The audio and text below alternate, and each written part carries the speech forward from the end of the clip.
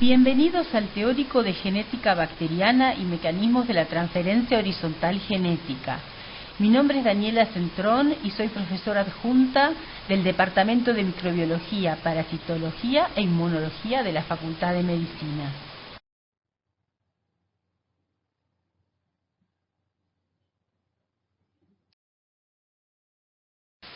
En el presente teórico tenemos dos objetivos principales. Uno de ellos es conocer los elementos del genoma bacteriano, para lo cual vamos a definir previamente qué es un genoma.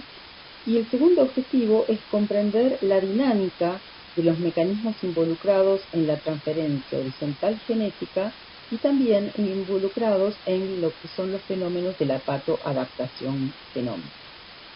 La idea es que podamos responder, luego de este teórico, qué son las bacterias, cómo están compuestas, cómo es y qué es el genoma bacteriano, cómo se reproducen las bacterias, cómo diseminan las bacterias, cómo comparten la información genética, entre otros temas que vamos a ir tratando. La gran pregunta es, ¿cómo definimos a las bacterias? Son organismos unicelulares que se reproducen por fisión binaria, a diferencia de todo el resto de los seres vivos, y que salvo excepciones viven libremente y miden entre 0,1 a 10 micrones. Si vemos los tamaños relativos de las bacterias con respecto a los virus, vamos a ver primero que hay distintos tamaños de las bacterias, ¿está bien? Staphylococcus aureus, por ejemplo, es mucho más grande que una clamidia. Y las bacterias, en general, son mucho más grandes que los virus. Con respecto al genoma de las bacterias, este varía muchísimo. Puede ser muy pequeño, como el caso de Mycoplasma genitalium, hasta 10 veces más grande, como puede ser el caso de Nostoc puntiforme, o de algunas bacterias también que pueden ser patógenas de humanos, como Mycobacterium pneumatis o Pseudomonas aeruginosa. Para poder comprender qué son las bacterias, tenemos que hacer siempre un poco de historia.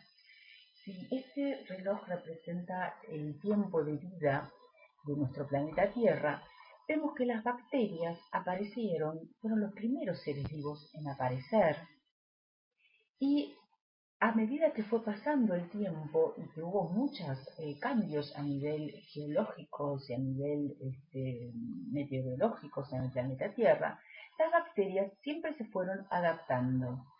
A tal punto que cuando surgieron las primeras bacterias fotosintéticas, estas fueron capaces de cambiar la composición de la atmósfera terrestre, empezó a haber más oxígeno, lo que permitió de hecho que se pudieran adaptar otros seres vivos, tales como los mamíferos, las plantas y en los últimos segundos de la vida del planeta Tierra, el ser humano. Y las bacterias también se fueron adaptando a vivir en simbiosis, en distintos tipos de interacciones con el ser humano.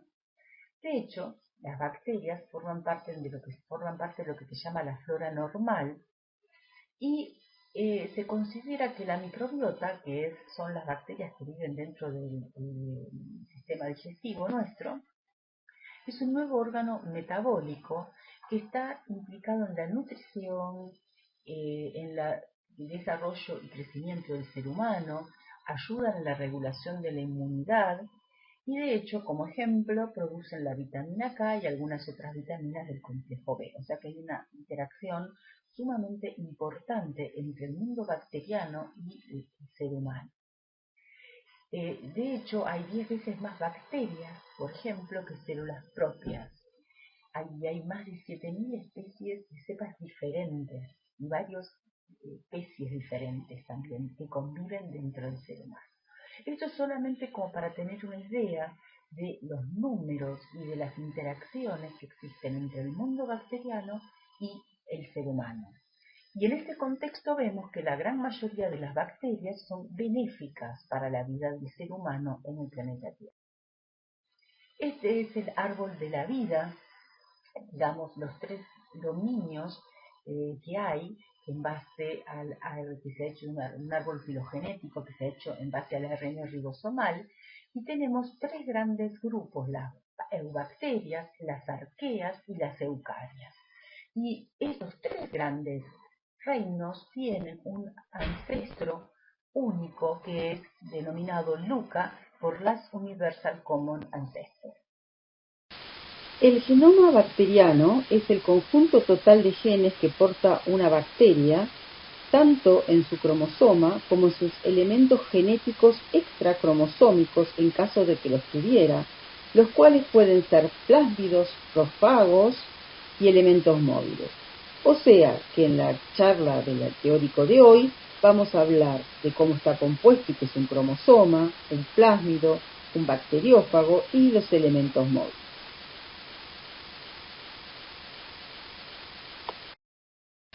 El cromosoma bacteriano está compuesto por ADN, doble cadena, es circular, se encuentra superenrollado, es haploide, o sea que solo posee una copia de cada gen, y puede tener de 1000 a 6000 kilobases.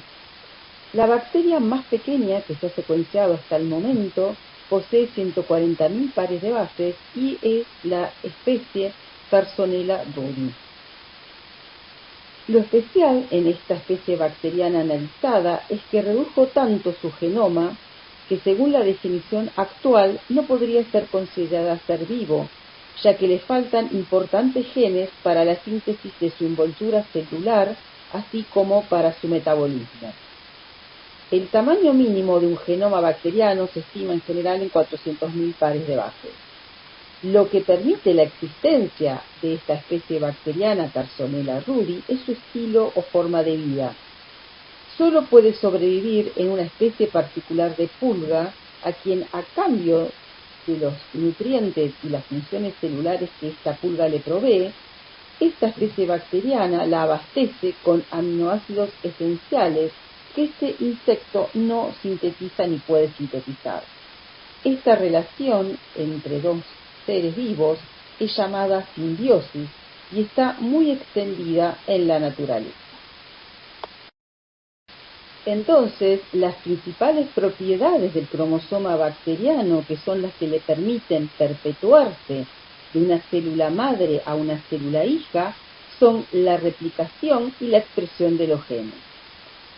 A medida que fueron avanzando la cantidad de genomas bacterianos que se fueron secuenciando a lo largo del tiempo, que hoy en día ya son muchísimos, se sabe que hay algunas especies que poseen un cromosoma y hay otras que poseen hasta 2 y 3 cromosomas.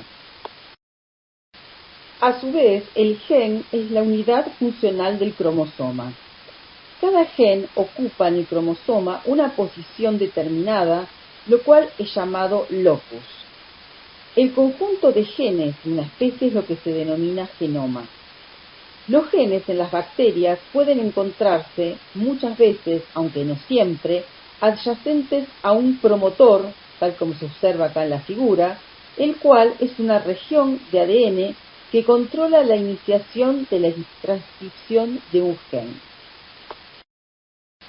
Un gen, entonces, es un segmento de ADN o ARN, o sea, un ácido nucleico, que codifica directamente moléculas de productos funcionales, que también pueden ser ARN, catalíticos o proteínas. En ausencia de una función desconocida o demostrable, un gen puede ser caracterizado por secuencia, transcripción u homología. Como dijimos anteriormente, no todos los genes se localizan adyacentes a un promotor que promueve su transcripción en los procariotas. Las bacterias tienen la característica que muchos de sus genes se hallan ordenados en operones, por lo cual se dice que la transcripción es policistrónica, o sea, a partir de un solo promotor pueden transcribirse muchos genes. Los plásmidos son moléculas de ADN extracromosómico, generalmente circular, aunque pueden ser lineales, que se replican y que tienen la característica de transmitirse independientemente del cromosoma bacteriano. Están presentes normalmente en las bacterias, pero también se los puede encontrar en las arqueas y en algunas ocasiones en organismos eucariontes tales como las levaduras. Su tamaño es muy variable, puede ser desde 1 kilobase, o sea 1000 pares de bases, hasta 800 kilobases. Además, el número de plásmidos varía según el tipo de plásmido, desde una copia por célula bacteriana hasta algunos cientos por célula. Los plásmidos portan información que ayuda a las bacterias a adaptarse al medio circundante y a su evolución. Hay que tener en cuenta que forman parte del mobiloma. Cada uno de los plásmidos aporta funciones que la bacteria receptora no poseía en el cromosoma. Así es como hay plásmidos distintos que pueden ser adquiridos por una Escherichia coli comensal y convertir a esta Escherichia coli comensal en una Escherichia coli enteropatógena, o dependiendo del plásmido, en una Escherichia coli enterotoxigénica, o si es otro plásmido, convertirla en una Escherichia coli enteroinvasiva. Así es como la Escherichia coli enteropatógena adquiere el plásmido PAF, el cual posee los genes que codifican para la Fimbriat BFP, que es el determinante de patogenicidad de este virotipo. Esto a mí me gusta mucho tomar como ejemplo para la patoadaptación a Escherichia coli, que es una especie bacteriana que puede ser comensal del ser humano, pero también puede ser patógena, como lo son las Escherichia coli intestinales, que producen los distintos tipos de diarreas que vamos a ver más adelante en otros teóricos y en seminarios, pero que también pueden producirse cambios en las Escherichia coli comensales que las llevan a producir infecciones extraintestinales, como la Escherichia coli uropatógena, que produce infecciones urinarias, o las Escherichia coli capsuladas, que pues son capaces de producir meningitis. Entonces, el concepto importante en el proceso genómico patoadaptativo es que una cepa bacteriana puede ser, digamos, inocua para el ser humano, pero que por la adquisición de determinados plásmidos puede convertirse en patogénica. Ya vimos los casos y el ejemplo de las Escherichia coli comensales y los distintos virotipos de diarreas, pero también tenemos otros plásmidos de relevancia asociados a virulencia, como el caso de los plásmidos que codifican para las toxinas factor edema y factor letal en Bacillus anthracis.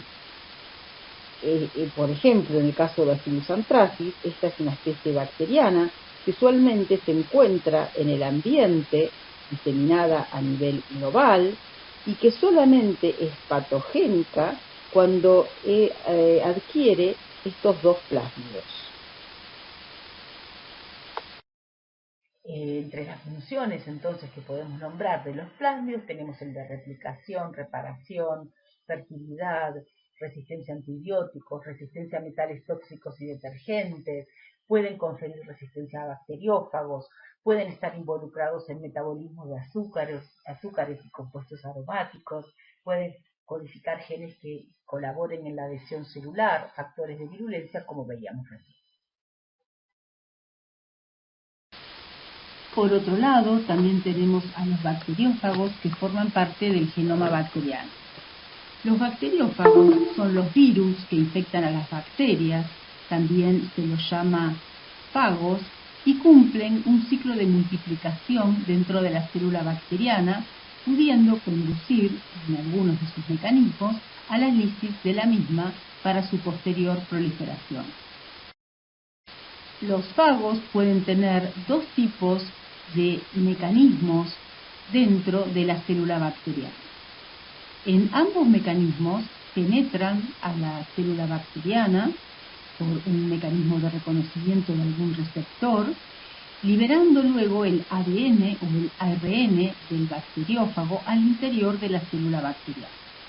Y allí algunos fagos pueden llevar a cabo un ciclo lítico o un ciclo lisogénico, dependiendo del tipo de fago. El ciclo lítico es aquel en el cual el fago se replica, una vez que ingresó el ADN o el ARN, se replica utilizando toda la maquinaria de la célula bacteriana y posteriormente produce la lisis bacteriana. El ciclo lisogénico es cuando el bacteriófago penetra, luego de penetrar a la célula bacteriana, el ADN se inserta dentro del cromosoma bacteriano, ya puede hacerlo también dentro del plásmido, pero usualmente lo hace dentro del cromosoma, se inserta y pasa a ser parte de esta manera del genoma bacteriano. Cuando el fago se haya inserto dentro del cromosoma bacteriano, recibe el nombre de profago, y este es el ciclo lisogénico. Hay algunos fagos que luego de realizar el ciclo lisogénico pueden dar lugar al ciclo lítico. Además, algún gen del bacteriófago puede expresarse y dar una característica especial y característica a la célula hospedadora. Por ejemplo, Streptococcus pyogenes, cuando se haya lisogenizado por el profago T12, este profago posee un gen que codifica una enzima que es capaz de producir la escarlatina, ya que actúa como factor de patogenicidad. En esta tabla les muestro otros profagos que cuando están lisogenizados poseen genes que codifican enzimas que hacen que la cepa hospedadora se vuelva patogénica. Por ejemplo, el fago CTX, cuando lisogeniza a las cepas de Vibrio cholera, tiene un gen que produce la toxina colérica y es el gen que permite tener a esa cepa y al paciente al cual está infectando el fenotipo de cólera. O sea, que las cepas de Vibrio cholera que no están lisogenizadas por el profago CTX no producen la toxina colérica y no darían el fenotipo del cólera. Bien, acá tenemos otros ejemplos como la toxina Shira-like que está en el fago lambda en Escherichia coli y que puede dar lugar al síndrome urémico hemolítico. El caso del fago clostridial que posee un gen que codifica para la toxina botulínica y que al estar lisogenizando a Clostridium botulinum da lugar al botulismo. Y es el mismo caso en la difteria y en la escarlatina, como vimos anteriormente. Por último, los últimos elementos que vamos a hablar como componentes del genoma bacteriano son los elementos móviles del ADN bacteriano. Son las secuencias de inserción, también llamadas IS, los trasposones simples, los trasposones compuestos, los trasposones conjugativos, las islas genómicas y el sistema integron-cassette, de cada uno de los cuales yo les voy a hablar en detalle en lo que prosigue en la clase de hoy. Los trasposones fueron descritos por primera vez en la década del 40 y fueron descritos a nivel fenotípico, y los primeros en ser descritos fueron los trasposones que se encuentran en el maíz, en estos granos del maíz que ustedes ven acá, y que la persona que los describió por primera vez, Barbara McClintock, ella lo que sugirió es que existían elementos saltarines que eran los que determinaban los cambios de colores en cada uno de los granos del maíz. ¿Bien? Y esto fue demostrado a nivel genético muchos años más tarde. Hasta hace no mucho tiempo, los trasposones bacterianos eran considerados ADN basura. Hoy en día sabemos que cumplen muchas funciones muy variadas y en algunos casos pueden cumplir funciones esenciales para la sobrevida de la bacteria. Un estudio recientemente hecho identificó a que los trasposones son los elementos más abundantes en la naturaleza. Lo que hicieron en este estudio fue evaluar la abundancia de cada uno de los distintos tipos de genes en todos los genomas depositados en el GenBank, no solo bacterianos, sino también de las arqueas y de los eucariontes, incluyendo al ser humano. Y acá vemos cómo los trasposones fueron identificados como los elementos genéticos más frecuentes en todo el contenido genético conocido. Entonces, los transposones pueden estar involucrados en eventos tales como los cambios de color en los granos de maíz. Se sabe que también estuvieron involucrados en la evolución hacia la viviparidad.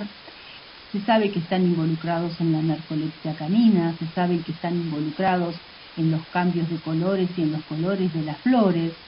Y en líneas generales podemos decir que las funciones del ADN móvil es la expresión de genes, la sobreexpresión de genes, la deleción de genes, la destrucción de genes, la modulación de la expresión, la duplicación y acumulación de genes, la movilización de genes, todo esto lo cual lleva a cambios fenotípicos que luego son seleccionados. Bueno, entonces nos preguntamos qué es un transposón, y un transposón es un fragmento de ADN que es capaz de pasar de una localización genómica a otra, ¿está bien? Para ello codifica dentro de su estructura genética una transposasa, que es la que reconoce el sitio nuevo blanco de ADN, y restringe, actúa como una enzima de restricción, restringe los extremos del transposón y de esa manera lo transpone este elemento genético a otro sitio blanco. Entonces, de esta manera, un transposón que se encontraba en un determinado sitio, que sería el genoma dador, puede encontrarse luego en otra parte del genoma, que sería el genoma blanco, mediante el mecanismo de transposición.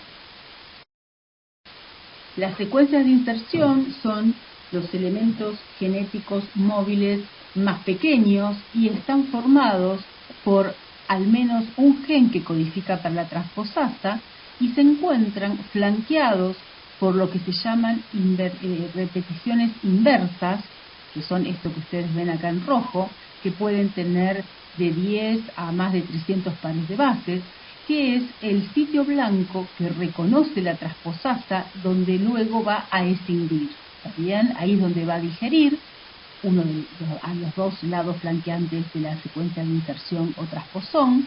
También va a digerir en el sitio blanco, esto que ustedes ven acá, este sitio blanco que reconoce como ATT, lo va a digerir como una enzima de restricción y luego va a ligar, actuando como una ligasa, el ADN del transposón a ese nuevo sitio blanco.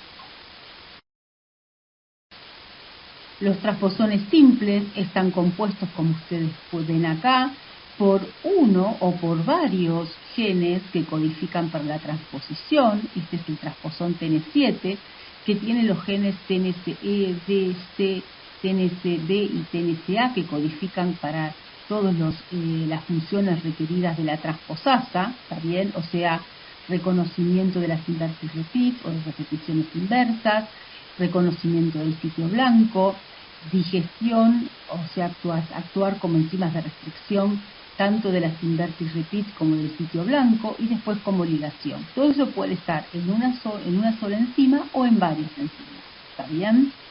Entonces los transposones simples tienen todas esas funciones y además tienen la característica de que poseen otros genes que se encuentran flanqueados por las repeticiones inversas, de tal manera que cuando se moviliza el transposón simple, se va a movilizar no solo la transposasa y las repeticiones inversas, sino también se va a transponer lo que está contenido dentro de las repeticiones inversas. ¿Está bien? Entonces, estos transposones simples pueden invadir otros sitios blancos, tanto sea en el cromosoma como en el plásmido, o sea que pueden tener varios sitios de inserción. Los transposones compuestos están formados por dos secuencias IS, o sea, dos secuencias de inserción, que flanquean una determinada región de ADN. Un caso interesante para entender cómo es que se forman los transposones compuestos es el ejemplo de este transposón que disemina la resistencia a gentamicina. Este es un gen, el AC632A, que no importa el nombre, simplemente como ejemplo, que se encuentra flanqueado por dos IS-140. Entonces, estos son eventos que hay que tener en cuenta que ocurren al azar, todos estos de movilización y los que dan lugar a la formación de los transposones compuestos, pero que bajo presión, en este caso presión antimicrobiana, porque estamos hablando de un transposón de resistencia a gentamicina, bajo la presión antimicrobiana se van a seleccionar aquellas estructuras que otorgan un fitness positivo a la cepa que los posee. Entonces, el primer evento que ocurre es el de la transposición de una secuencia IS a un extremo flanqueante del gen de resistencia, que en este caso es el AC632A, pero que puede ser cualquier otro gen de resistencia. También por azar, en el otro extremo de este gen, se puede, insertar una segunda IS, en este caso hay dos IS-140, y de esta manera se forma el transposón compuesto. Bajo presión antimicrobiana se va a seleccionar y de esta forma vamos a tener la formación y la diseminación de un nuevo transposón compuesto que va a diseminar una nueva resistencia antimicrobiana.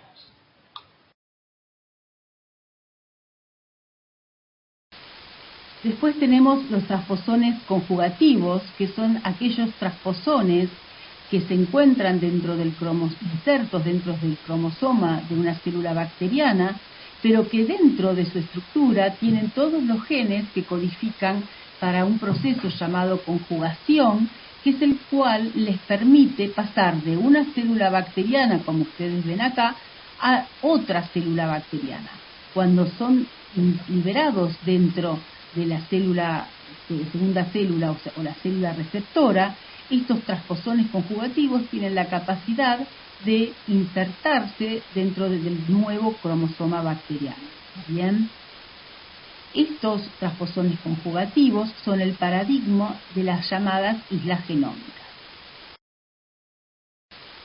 Entonces, las islas genómicas, o también llamadas alienígenas, pueden estar localizadas tanto en cromosoma como en plásmidos, y se las identifica a nivel genómico porque poseen un porcentaje G más C diferente al resto del genoma bacteriano.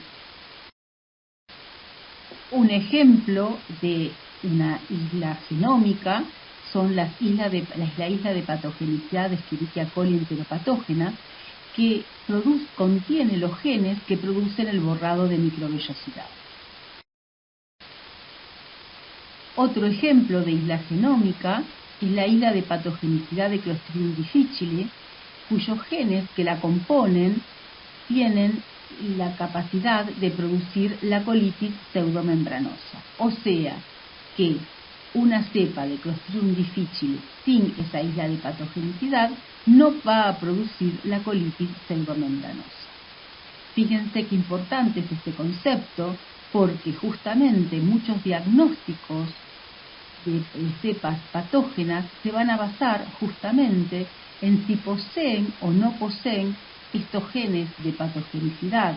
Entonces estamos hablando que en la identificación de certeza bacteriana estamos identificando elementos que son móviles. ¿Está bien?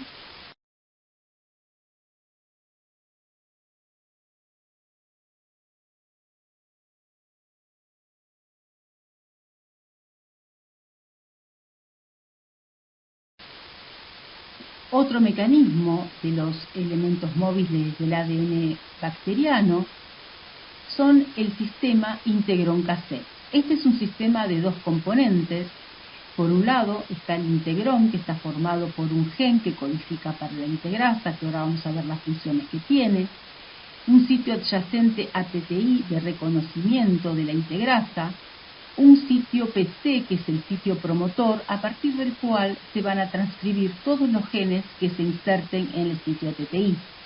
Por otro lado, tenemos los genes cassette, que están compuestos por un gen que codifica para una función determinada y que está flanqueado por una secuencia de ADN que recibe el nombre de sitio HC, sitio de reconocimiento HC, que es justamente el sitio de ADN que va a ser reconocido por la integrasa. La integrasa, cuando se expresa, es capaz de reconocer, entonces, como decíamos, este sitio AC. Lo que hace es circularizar este gen cassette. Entonces, estos genes cassette pueden encontrarse tanto linearizados en los cromosomas o en los plásmidos o circularizados en el citosol bacteriano. Esta integrasa, al mismo tiempo, va a reconocer el sitio TTI, y una vez que corta el sitio TTI y que corta el sitio AC circularizado, es capaz de insertar a los genes cassette dentro de lo llamado zona variable del integrón, que sería donde está el sitio ATTI. ¿Está bien? A su vez, la integrasa puede reconocer un segundo gen cassette circularizado y es capaz de insertarlo ya sea en el sitio ATTI original, como les había mostrado antes, o si no en el sitio AC. Esto a mí me gusta llamarlo como un sistema de ingeniería genética in vivo, ya que tenemos una enzima que es capaz de identificar los sitios blancos, digerirlos, insertarlos en una plataforma genética donde se van a transcribir y a expresar, y todo esto está hecho por una sola enzima, que es la integrasa de integrón.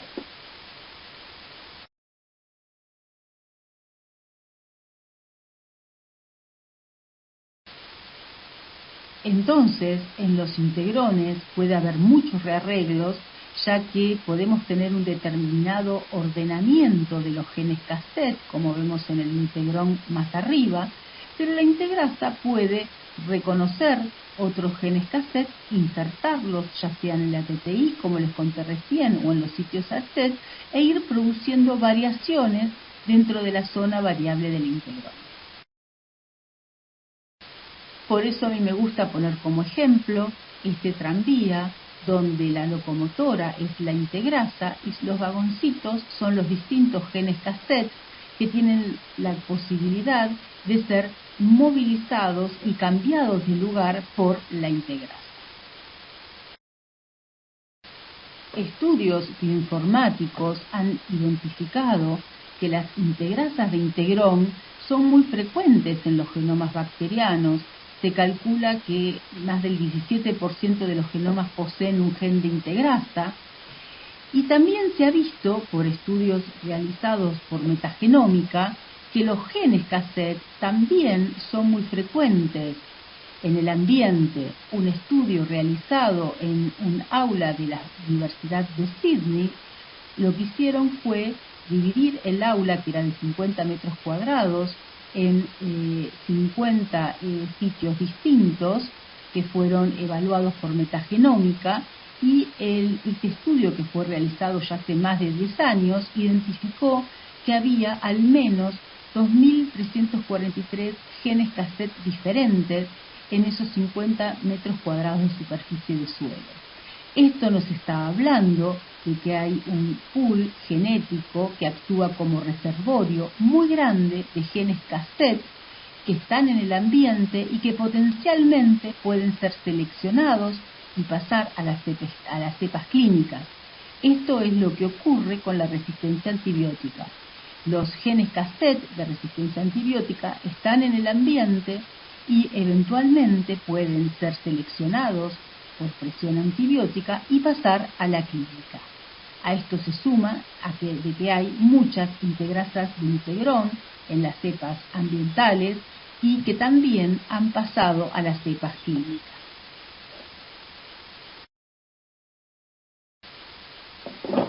Hay dos tipos de integrasas de integrón.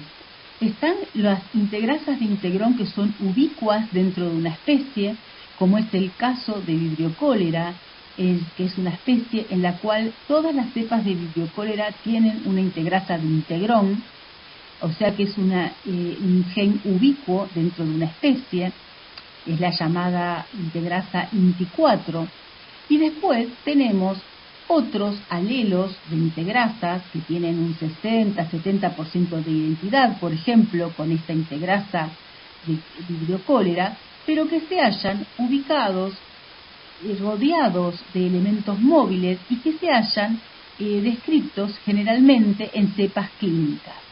Estos son los integrones de clase 1 y los integrones de clase 2. Hoy en día hay más de 130 diferentes genes cassette de resistencia a antibióticos que codifican resistencia a todas las familias de antibióticos menos a tetraciclina. Y es interesante recordar que estos genes cassette son móviles, o sea que estamos viendo que la resistencia antibiótica en la gran mayoría de las cepas gram negativas es una resistencia móvil, ¿está bien? En este gráfico vemos cómo a medida que ha pasado el tiempo se han ido identificando más genes cassette de resistencia a antibióticos en cepas clínicas. A su vez, estos genes cassette de resistencia a antimicrobianos se localizan, obviamente, dentro de los integrones, pero estos integrones se localizan a su vez en transposones, que son elementos móviles, y también pueden localizarse dentro de islas genómicas o dentro de plásmidos. Esta asociación, cooperación entre los elementos móviles, garantiza su supervivencia en las distintas comunidades bacterianas. Acá tenemos una tablita que nos muestra sintéticamente los distintos tipos de elementos móviles que existen, que hay descriptos, y que son lo que dan lugar al llamado moviloma. Entonces tenemos islas de patogenicidad, que ya dijimos algunos ejemplos. También hay islas de resistencia antibiótica, o sea, en vez de poseer genes que codifican para factores de patogenicidad, son islas genómicas que codifican para genes de resistencia antibiótica. Dentro del moviloma tenemos los profagos, los transposones conjugativos, los superintegrones, los transposones en mosaico, los transposones compuestos, las secuencias de inserción.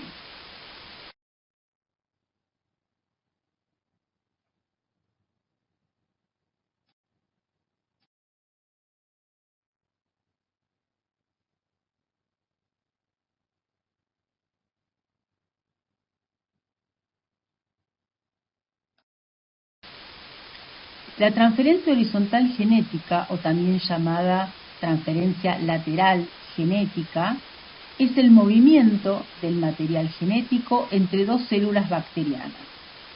Pero es interesante notar que no solamente es el movimiento entre dos células bacterianas, sino que también la transferencia horizontal genética implica que ese ADN, una vez que se transfirió, tiene que ser incorporado por el genoma bacteriano de la célula receptora, tiene que ser fijado y heredado en forma vertical. O sea que son varios procesos involucrados.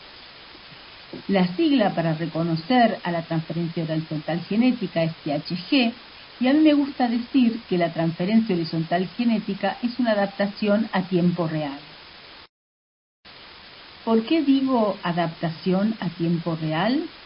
Porque los eventos de transferencia horizontal genética determinan que algunos plásmidos, por ejemplo, que son relevantes a la virulencia, su presencia esté directamente relacionada a un evento de patogenicidad. Este es el caso de la Sinus anthracis, cuyas cepas que poseen los plásmidos asociados a virulencia producen justamente esta enfermedad, el anthrax.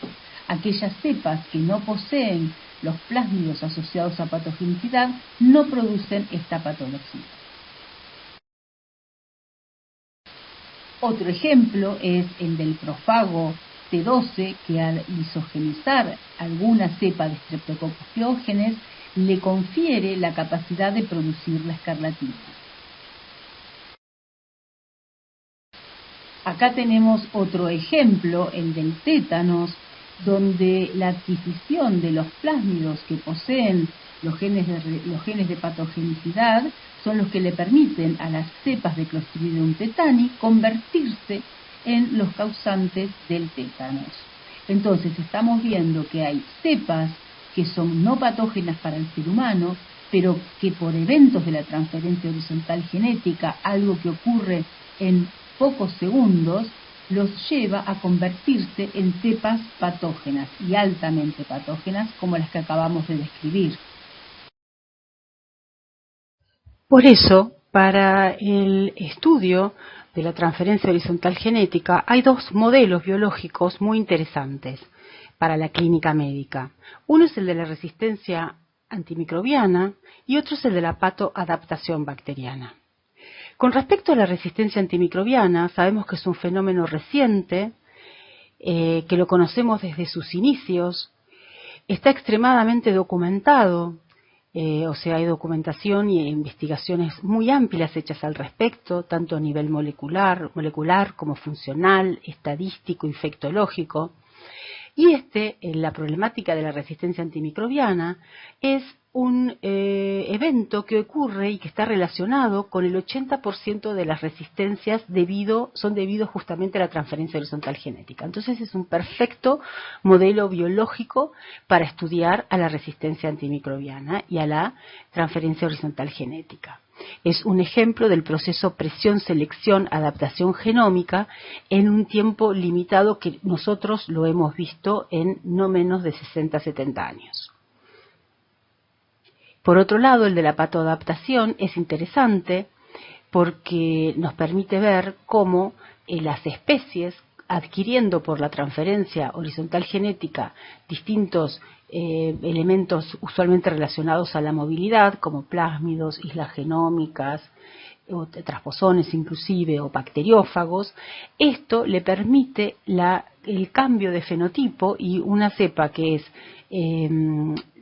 es comensal, como es la Escherichia coli intestinal, puede pasar a ser patógena en gran medida gracias a los eventos de transferencia horizontal genética. Entonces, la resistencia antimicrobiana y la patoadaptación nos permiten estudiar la transferencia horizontal genética desde un punto de vista molecular, funcional y también, digamos, poder hacer análisis evolutivos de hacia dónde pueden llegar, digamos, a irse adaptando estos dos modelos biológicos en función de los eventos de la transferencia horizontal genética.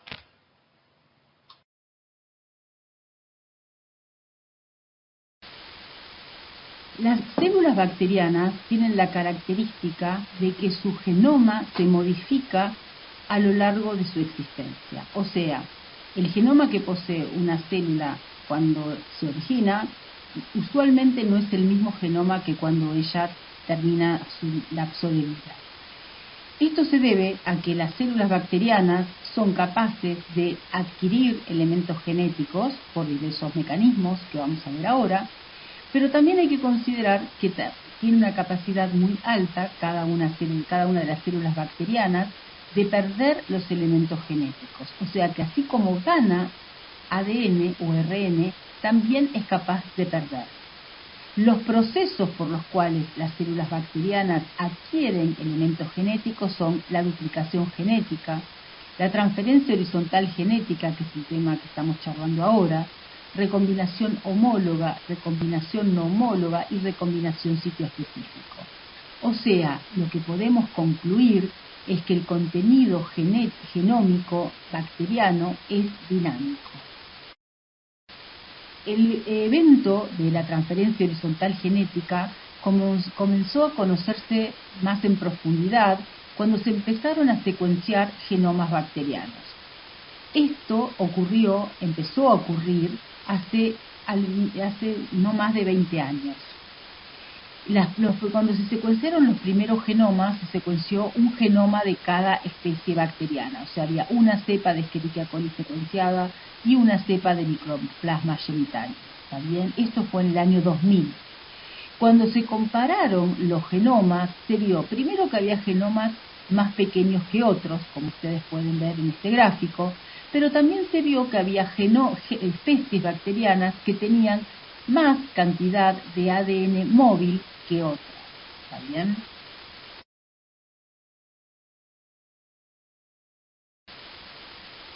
Cuando se secuenciaron dos o más cepas de la misma especie, como es el caso de la Escherichia coli, en el cual se habían secuenciado en el año 2002 tres cepas distintas, se observó que estas tres cepas, una no patogénica, otra uropatógena y otra enteromorrágica, se vio que solamente compartían el 39,2% del genoma. El resto del genoma no lo compartían.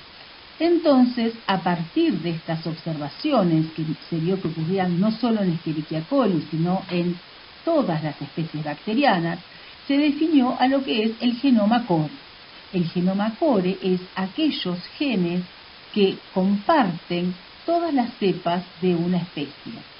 También son llamados housekeeping genes porque son aquellos genes que se consideran esenciales para la sobrevida de la célula bacteriana.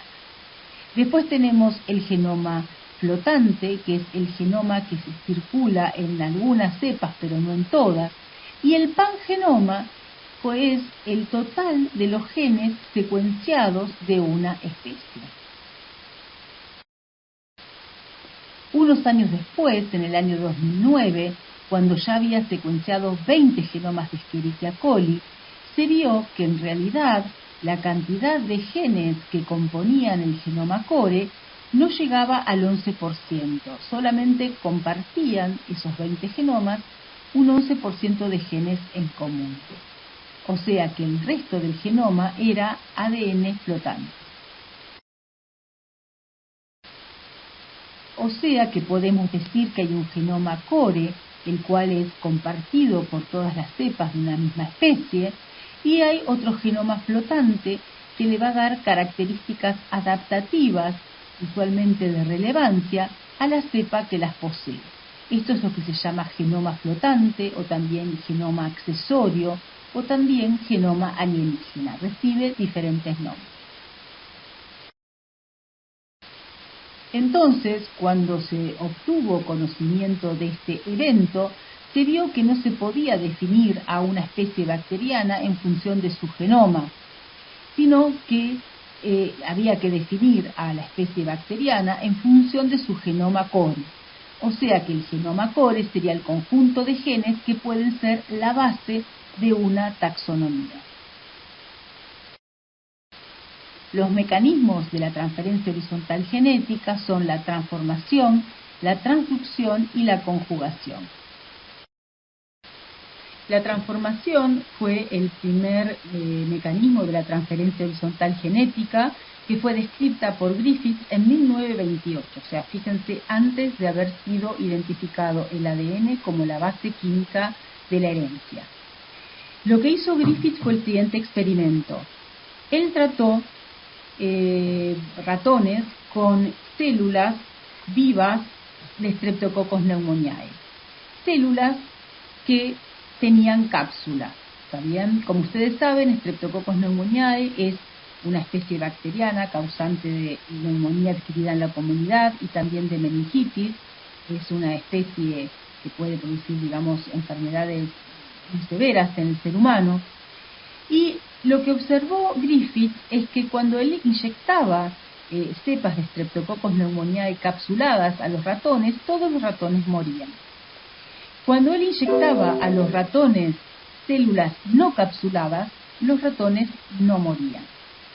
Posteriormente lo que hizo él fue eliminar por calor, digamos, a las bacterias de Streptococcus pneumoniae, de tal manera que cuando fueran inyectadas al ratón, a los ratones, estas iban a estar muertas por el calor. Y observó que obviamente los ratones sobrevivían. Era como si no les hubiera inyectado nada o como si les hubiera inyectado células de Streptococcus pneumoniae no capsuladas. Posteriormente, a los ratones les inyectó la combinación de células vivas, no capsuladas, y también células bacterianas de Streptococcus pneumoniae muertas por calor. Y observó que los ratones se morían. Cuando sacó sangre de estos ratones muertos, él observó que aislaba células bacterianas de Streptococcus pneumoniae capsuladas.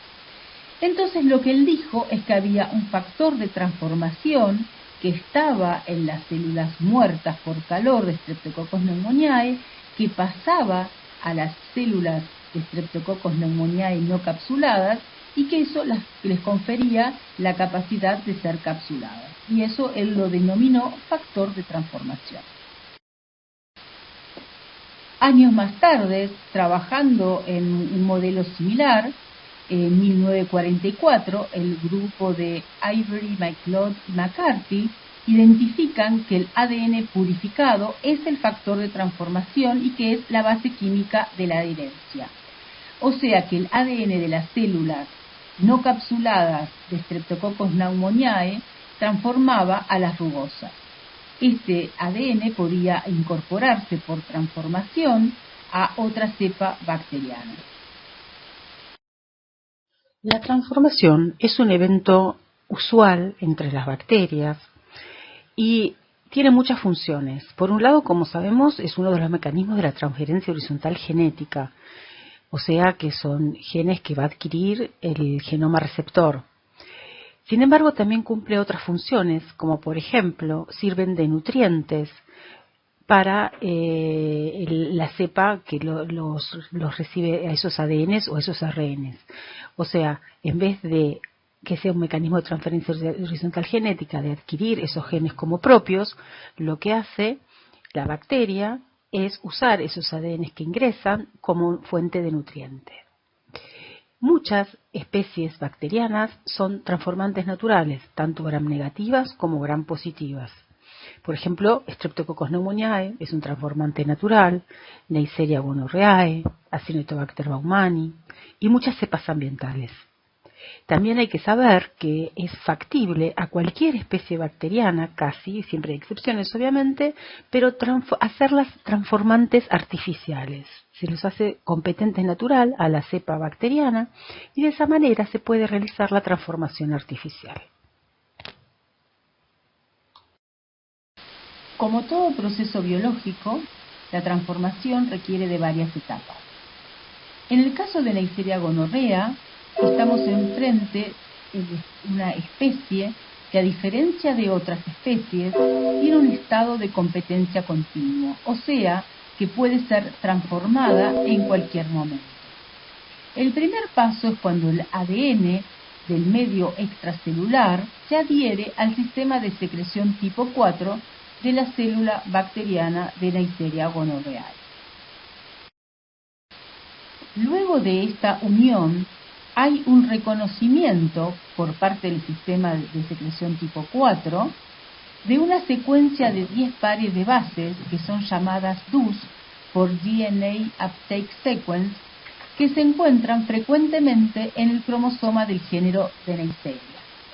De hecho, se vio al secuenciar distintas cepas de este género que en el caso de Neisseria gonorrhoeae hay 1965 copias de DUS, lo cual significa que cada 1000 pares de bases hay una de estas secuencias.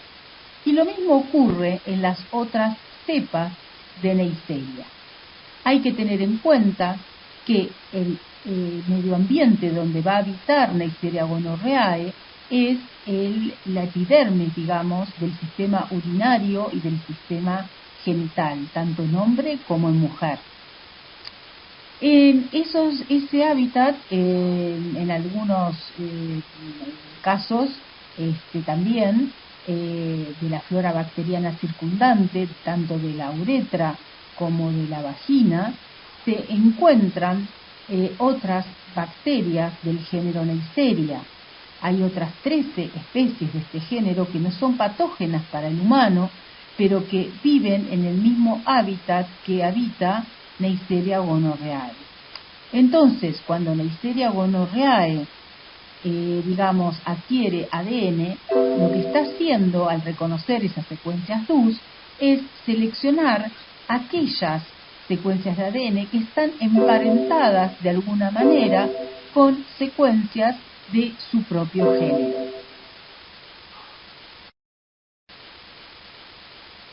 Luego de la incorporación del ADN, o sea, luego de que ya fue reconocido, es incorporado al citosol bacteriano por el sistema de secreción tipo 4. el ADN entra lineal, doble cadena y también como ADN simple cadena al citosol bacteriano. Y ahí es reconocido por el sistema REC-A y mediante un evento de recombinación homóloga es incorporado al cromosoma bacteriano de Neisseria gonorrhoeae. Hay que tener en cuenta que el ADN que entra por transformación a las células bacterianas no siempre es integrado al cromosoma, sino que en algunos casos, y en muchas especies funciona de esa manera, no en el caso de Neisseria gonorrhoeae, en muchos casos es utilizado como fuente de nutrientes. Entonces, una vez que ha ingresado en el citosol bacteriano, el ADN puede o bien ser digerido por esas enzimas de restricción asociadas a que va a ser utilizado como nutriente, o procesado por las nucleasas REC-D-CD, y entonces se une a REC-A, quien media la recombinación homóloga, y de esta manera se incorpora al genoma bacteriano de Neisseria gonorrhoeae, tal como ven acá en esta figura. En Neisseria gonorrhoeae, la tasa de transformación es tan alta que la estructura poblacional es pagnística. Esto significa que no existen dos genomas iguales en Neisseria gonorrhoeae, y la razón es que sufre constantemente procesos de transformación, de tal manera que siempre está incorporando ADN homólogo perteneciente a otras, especies emparentadas con Neisseria, porque son todas del mismo género, que le permiten justamente variar su composición genómica. Un ejemplo de patoadaptación es el caso de las adhesinas, las cuales son altamente antigénicas y presentan una conformación en un momento, pero que gracias a la transformación van modificando continuamente esa composición, de tal manera que cuando se monta una respuesta inmune contra esas primeras adhesinas, luego cuando se forman los anticuerpos, esos anticuerpos ya no reconocen más a estas adhesinas porque ya cambiaron su conformación, por lo cual tienen que volver a formarse nuevos anticuerpos, lo cual obviamente lleva un tiempo, que es lo que le permite a las cepas de Neisseria gonorrhoeae adaptarse a lo largo del tiempo y sobrevivir dentro del ser humano. Esta es la razón por la cual la gran mayoría de las mujeres presentan, al ser esta infección asintomática en las mujeres, pueden presentar, debido a estos cambios antigénicos constantes, una infección subclínica y por muchos años si no es detectada a tiempo.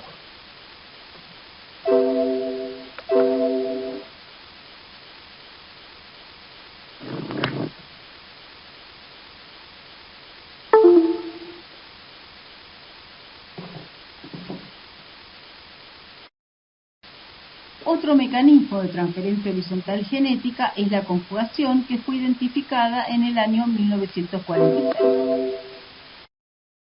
En la conjugación tenemos que hay una interacción entre dos bacterias, una cepa dadora y otra receptora.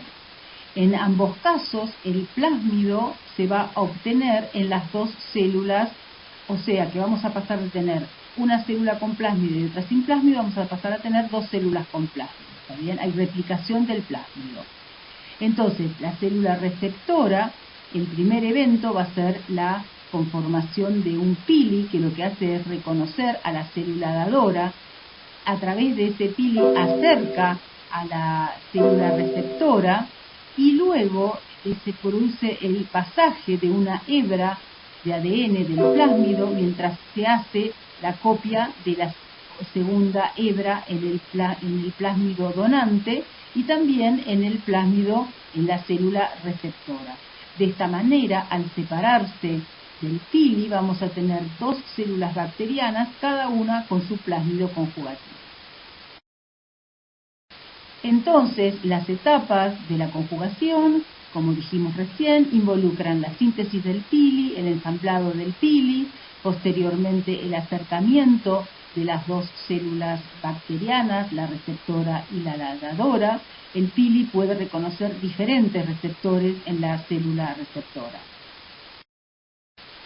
Posteriormente ocurre la transferencia de una sola cadena de ADN que va en el extremo 5' y que es acompañada por la síntesis continua de la cadena de ADN complementaria en la célula donante. Hay que remarcar que al igual que en la transformación, este proceso de conjugación también ocurre a través de un sistema de secreción de tipo 4. Mientras tanto, en la célula receptora, el ADN simple cadena transferido sirve como templado para la síntesis discontinua de la cadena complementaria. Hay plásmidos muy importantes de relevancia en la clínica médica, tales como los plásmidos conjugativos, que pueden poseer hasta 70 u 80 determinantes de resistencia a antibióticos. Y estos se suelen encontrar justamente en plásmidos conjugativos, que tienen la capacidad de pasar de una cepa a otra, aun siendo cepas de distintas especies bacterianas. Por último, el último mecanismo de transferencia horizontal genética que vamos a ver es la transducción, que fue identificada en 1951 en un modelo de salmonela. Acá podemos ver, por ejemplo, una microfotografía electrónica del bacteriófago 7,4 infectando a Escherichia coli. En el evento de transducción, el fago que se replicó produce la lisis bacteriana, y al producirse la lisis bacteriana y al encapsilarse los fagos, pueden llevar algunos fagos el ADN del fago, pero hay otros fagos que pueden llevar, además del ADN del fago, ADN que es de la célula que estaban infectando, o sea que contienen ADN de la célula huésped. Entonces, ese ADN que proviene de la célula dadora va a ser liberado junto con el ADN del fago dentro de la nueva célula receptora, y ese ADN, si es reconocido por el sistema de recombinación, el sistema REC-A, va a poder ser incorporado, si hay homología suficiente, dentro del cromosoma de la célula receptora. Si este evento ocurre, entonces diremos que tuvo lugar a cabo el fenómeno de transducción. Hay fenotipos relevantes de transducción, por ejemplo, la resistencia a la meticilina en Staphylococcus aureus. Está sugerido de que justamente se produce a eventos de transducción. Como síntesis, podemos decir que en las etapas de la transferencia horizontal genética hay una dinámica intercelular entre una bacteria, que es la receptora, y plásmidos o islas genómicas que pasan por conjugación con otra célula dadora. Este genoma exógeno debe ser fijado por eventos de recombinación homóloga, también por eventos de recombinación no homóloga.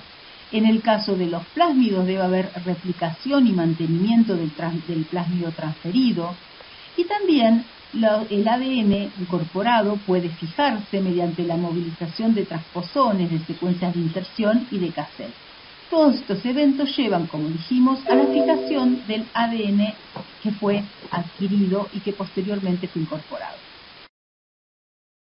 Entonces, después de que ese ADN es incorporado por algunos de los mecanismos de la transferencia horizontal genética, ese ADN va a ser seleccionado a nivel poblacional, y ahí es cuando se fija, y nosotros lo vemos, porque si es un evento único, imagínense que no nos vamos a enterar, no hay forma de evaluarlo, pero al ser seleccionado a nivel poblacional, eso va a ser visualizado posteriormente porque va a tener una gran diseminación.